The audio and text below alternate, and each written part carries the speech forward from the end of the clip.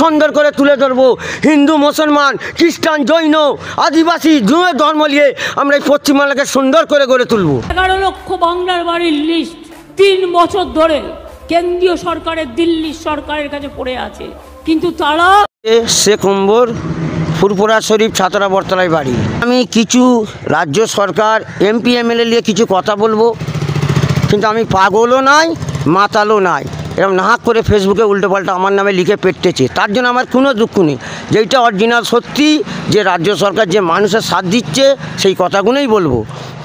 আজ সেই বাংলার মুখ্যমন্ত্রী, রাজ্য সরকার যেইভাবে আজকে গরিব মানুষের সাথ দিচ্ছে, এমপি, এমএলএ, ব্লক সভাপতি, পঞ্চায়েত সমিতি, এমনকি কর্মা দপ্তর, খাদ্যমন্ত্রী, আজকে প্রত্যেকটা আমি যে দেখছি, প্রত্যেকটা এলাকায় ঘুরে ঘুরে প্রত্যেকটা গরিব মানুষের সাথ দিচ্ছে। আমি দেখে তজ্জব হয়ে যাচ্ছি। সামনে 2026-এ ভোট আছে, যেই সব মানুষগুলো গরিবের সাথ দিচ্ছে তাদের ঘাড়ে জিতাতে হবে। আমি এই বাংলার, পশ্চিমবাংলার যত মহিলা, পুরুষ মানুষ, তাদের কাছে অনুরোধ করব, তারা অনেক কিছু তোমাদের ঘরে লাগান ভাঙান করবে, যাতে মুখ্যমন্ত্রীকে আমরা 2026-এ না ভোট দিয়ে জিতাই। যেই মুখ্যমন্ত্রী ফুরফুরা শরীফে পীরলিদের মাজারের, আজ এই কিছুদিন আগে বাংলার মুখ্যমন্ত্রী, যে রাজ্য সরকার, পশ্চিমবাংলার মমতা আমাদের একটা দিদি, আমি দেখলাম দাদা হুজুর মাজারে এসে জিয়ারত করলো। আমি খুব খুশি হলাম। কেন? এখন এরম মুখ্যমন্ত্রী একটা সামান্য মহিলা, যে 100টা বেটা ছেলের একটা কাজ করে, আজকে দেখলাম সিনি দাদা হুজুরের মাজারে জিয়ারত করলো, আমি বিশাল খুশি হলাম।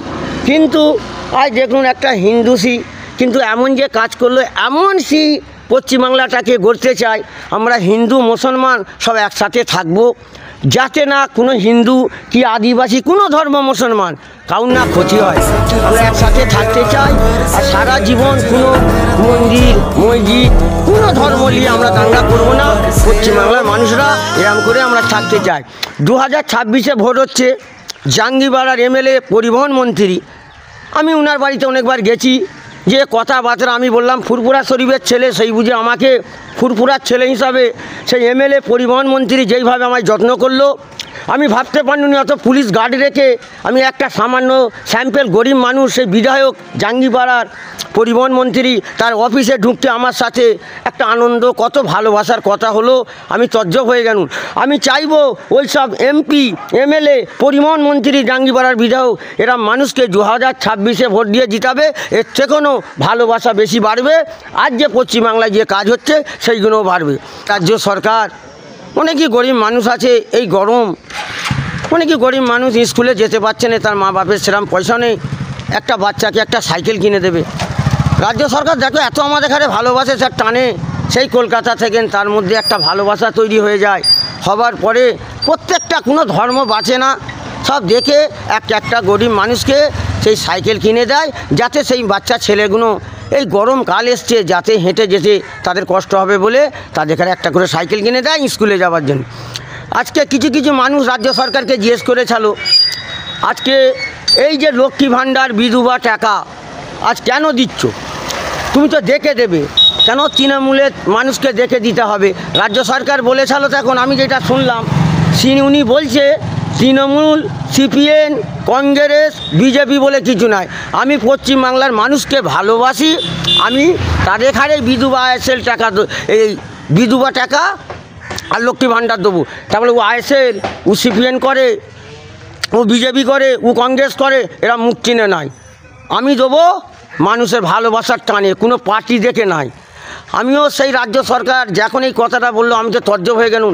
এখনকার দুনিয়ায় বাজারেতে দেখতে গেলে নিজের পার্টি যারা করে, যারা তৃণমূল পার্টি করে, তাদের ঘরে বেছে বেছে দেবে। কিন্তু এই অন্য জাতের মুখ্যমন্ত্রী কেমন, ও বলছে আমি কোনো পার্টি দেখে দেবো নি, আমার সবাই ভালো, সব মুসলমান, হিন্দু, আদিবাসী ধর্ম যত, সবাই আমার ভালো। ওই আমি আইএসএলকে দেবো নি, সিপিএমকে দেবো নি, বিজেপিকে দেবো নি, কংগ্রেসকে দেবো নি, আমার তৃণমূলের মানুষকে দেখে দেখে দেবো। রাজ্য সরকার বলছে না, আমি প্রত্যেকটা পশ্চিমবাংলার মানুষকে দেবো, যার মধ্যে আমার ভালোবাসা, আর তারাও আমার সাথে থাকবে, আমিও তাদের সাথে থাকবো। এটা দেখুন, গরিব মানুষ ট্রিটমেন্ট করতে পারছে না। আজকে রাজ্য সরকার ঘোষণা করেছে স্বাস্থ্যসাথী কার্ড একটা করেছে, 5 লাখ টাকা মতন ছাড় আছে।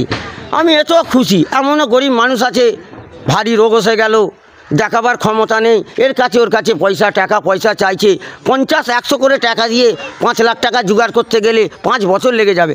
এমনও একটা সিস্টেম করলো আমাদের মুখ্যমন্ত্রী বাংলার, আমাদের যে মমতা আমাদের দিদি, সে আমার কথা শুনছে, আগেও শুনেছে, ফেসবুকে আমার দেখেছে, ইউটিউব মিডিয়ায় বলেছি, আজও বলছি, সে দেখছে আর দেখবে।